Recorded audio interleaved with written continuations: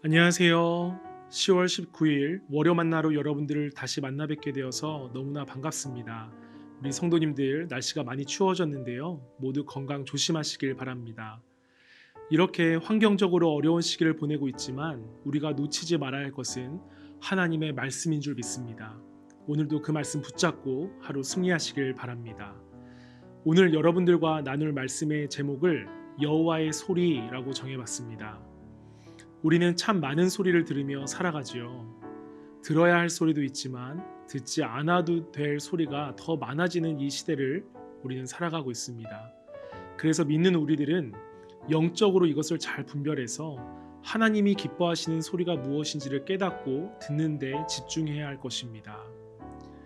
오늘 시편 29편의 말씀은 여호와의 소리라는 단어만 6번 반복되어 나옵니다.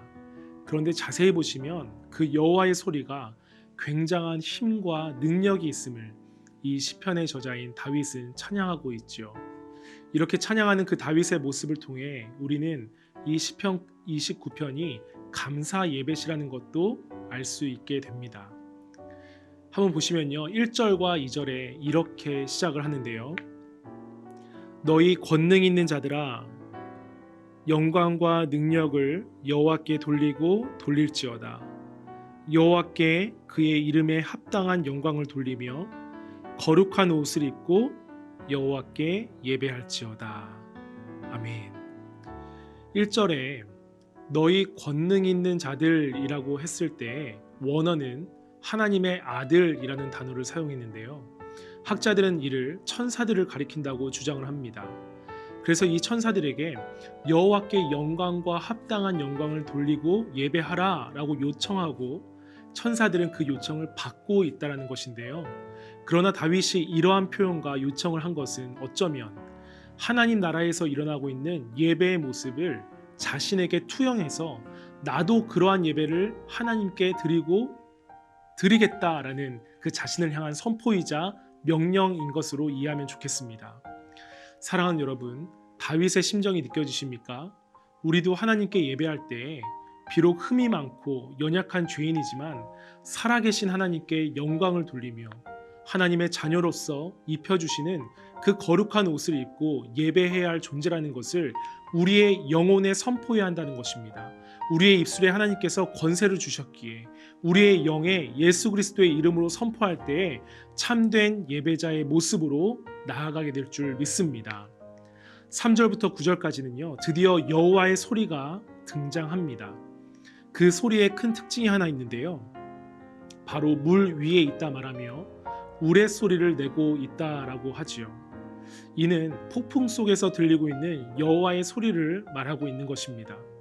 그러면서 9절까지 그 소리가 힘이 있고 위험차고 레바논 백향목을 쓰러뜨리고 그 쓰러진 나무가 송아지같이 뛴다라는 표현을 통해서 지진을 표현하기도 했죠. 또 화염을 가른다. 하늘에서 우레와 함께 비춰지는 그 번쩍임을 시적으로 표현하고 있고요. 말씀으로 자연을 창조하신 분이 말씀으로 자연을 다스리고 계심을 볼 수 있는 장면입니다. 또 때로는 그 뇌성으로 인하여 암사슴도 낙태케 되고 자연의 터전도 또한 여호와의 소리 앞에서는 무력해짐을 알 수 있습니다. 여러분, 이 여호와의 소리에 대한 내용을 보면서 묵상하시면서 무엇을 느끼셨습니까? 폭풍 속에서 들리는 주님의 음성은 사람이 아무리 귀를 막는다고 안 들리는 것도 아니고 우레 속에서도 또렷이 들리는 것이 여호와의 소리이고 그 소리는 반드시 이루어진다라는 것입니다. 사랑하는 여러분, 말씀으로 이 세상을 창조하신 그 하나님의 소리를 이 혼탁한 세상 속에서 뚜렷이 들을 수 있는 우리 모든 성도님들이 되길 간절히 바랍니다. 아무리 우레소리와 같이 우리의 정신을 혼미케 하고 우리의 환경이 폭풍 가운데 있다 하더라도 하나님의 백성들은 여호와의 소리를 들을 수 있음을 기억하시고 때로는 화염을 가르는 불처럼 볼 수도 있음을 믿으시길 바랍니다. 마지막으로 이런 여호와의 소리를 대하는 우리의 태도는 오직 하나가 되어야 함을 오늘 말씀은 가르쳐주고 있는데요. 무엇이 되어야 합니까? 바로 9절 마지막 절인데요. 그의 성전에서 그의 모든 것들이 말하기를 영광이라 하도다. 아멘.